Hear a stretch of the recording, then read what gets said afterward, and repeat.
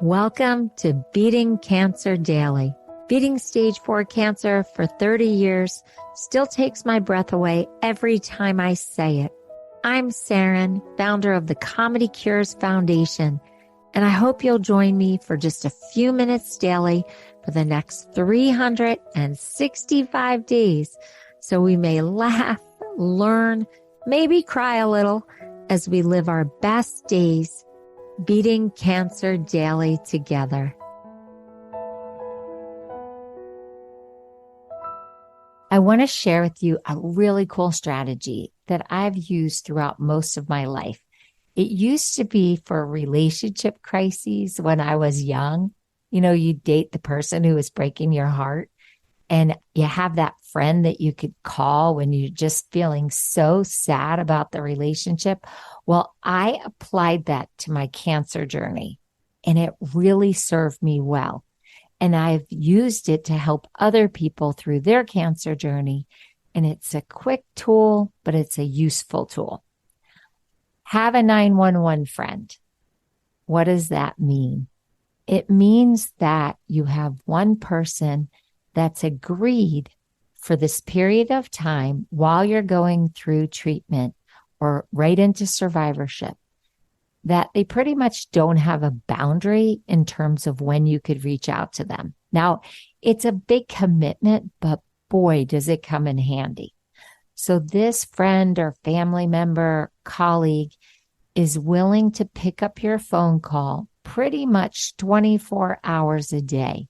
If you need them, they'll pick up. Now, hopefully, it won't be so many times that they can't get any work done. But it's really important to have that person by your side, wherever they are in the world, that can just take that phone call.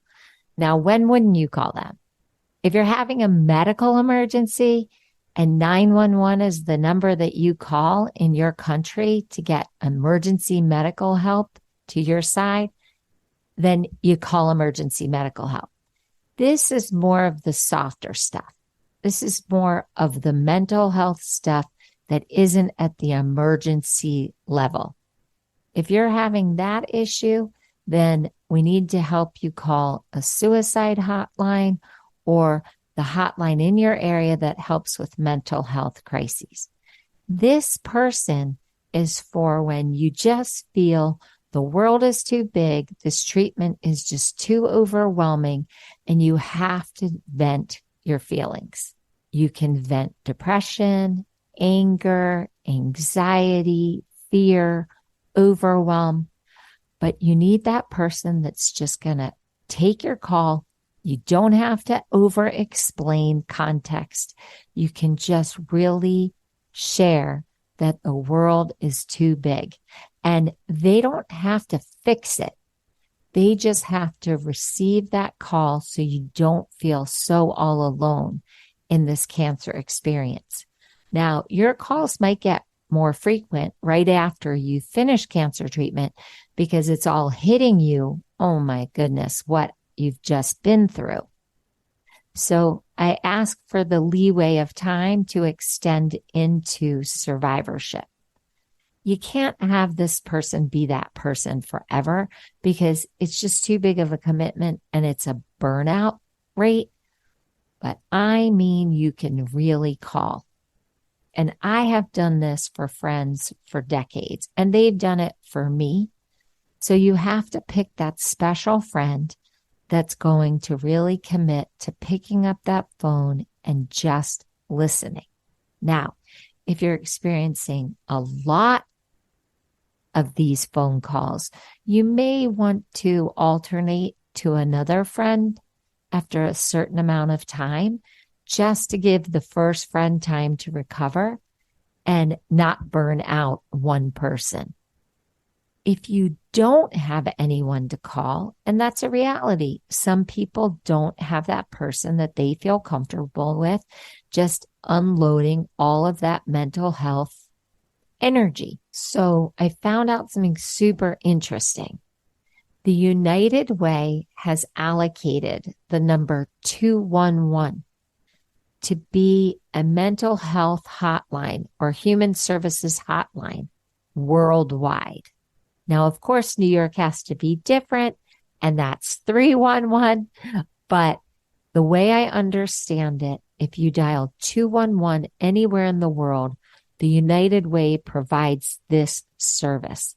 And what's so cool about it is that they know social service opportunities in your country that you might take hours searching on the internet to find.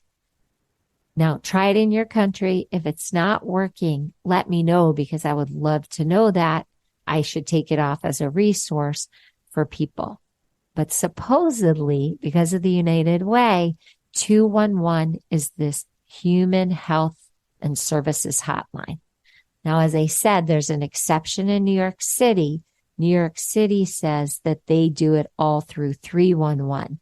And 311 isn't just for human and health services in the city. It's also to report other things that are non-emergency related that you wouldn't really want to tax the 911 system for. So in New York City, you could call 311 for service requests, like even to report like a broken fire hydrant.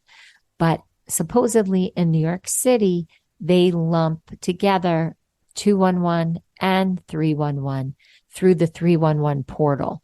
And that's where you can get all of these services 24 hours a day, 7 days a week, 365 days a year. Pretty cool, huh? So if you don't have that friend, you can use the public numbers to help get that support. If things are getting really dire, I want you to call your suicide hotline. Now, it doesn't have to just be for that crisis moment where you could, God forbid, potentially be considering a dramatic action as ending your own life. The suicide hotline is also a place to talk about those feelings so they don't escalate to that amount of intensity. Now, in the United States, we have a National Suicide Prevention Lifeline, and that's 988. There's a lot of numbers here. You might want to put them in your phone. 988 gets you to the National Suicide Prevention Lifeline. If you're more interested in texting a crisis counselor, you can message 741-741. Now that's a way to text 741-741 in the United States. These numbers are important. Emotions can really flood you when you're going through a cancer diagnosis and survivorship. And I just want to make sure that you have these resources at your fingertips. Your doctor, hospital, treating facility will have mental health support. They'll have social workers and others who can really help you through this journey. You don't have to go it alone. What I love about that friend is that it makes you feel less alone. And I can tell you just from the people that I've helped recently, the calls come in. Sometimes there's a lot of crying and wailing, and you just listen. You receive that pain or that fear, that anxiety, and you just let the person get it out. And then I always just acknowledge what I'm hearing. And then usually they tell me what they need from me at that time.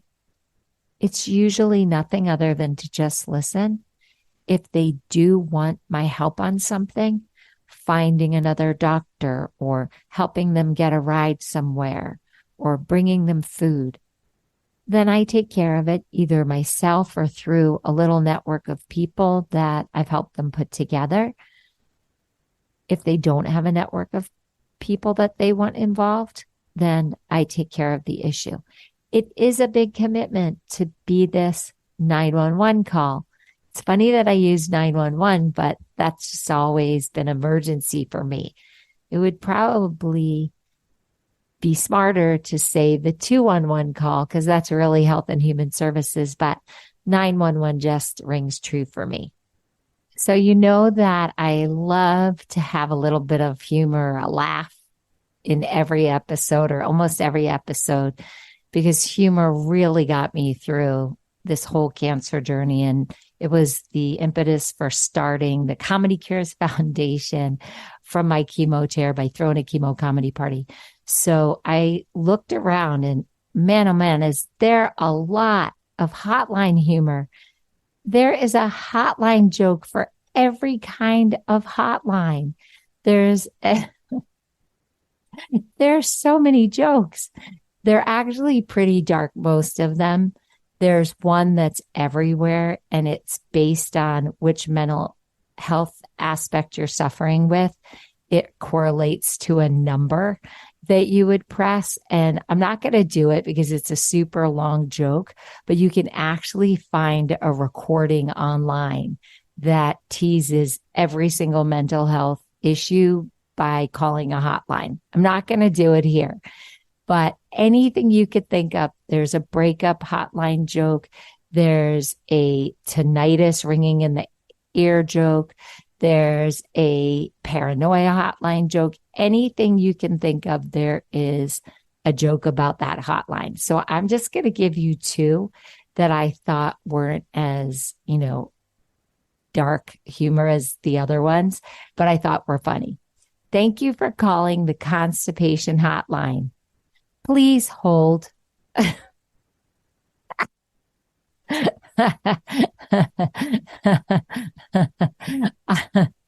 I don't know. That just struck me as funny. I had constipation when I was going through cancer treatment. I had diarrhea when I was going through cancer treatment. So that struck a chord with me. Another one that I thought was kind of fun was, thank you for calling the narcissist hotline. How can you help me today? That's pretty clever. I know a lot of narcissists. I don't know about you, but I do know a lot of narcissists. I hope this gave you a little perspective on hotlines and you really use the resources if you're feeling like you need them. There really is no stigma about reaching out to a friend, a family member, a colleague, or a social service organization for help. Please support yourself. You're going through a really tough time. I've been there, and it's okay to lean on other people. I just love the fact that I got the opportunity to pay it forward and then support other cancer patients as they were going through their journey. I would love to know how you're handling these moments of overwhelm. What are your strategies? Are you using a 911 friend? Are you calling the hotlines and talking to crisis counselors? Just go to comedycures.org and record a message to me or press the contact button and write me a note. We love sharing resources. I hope this serves you. Have a blessed day, and I'll see you tomorrow.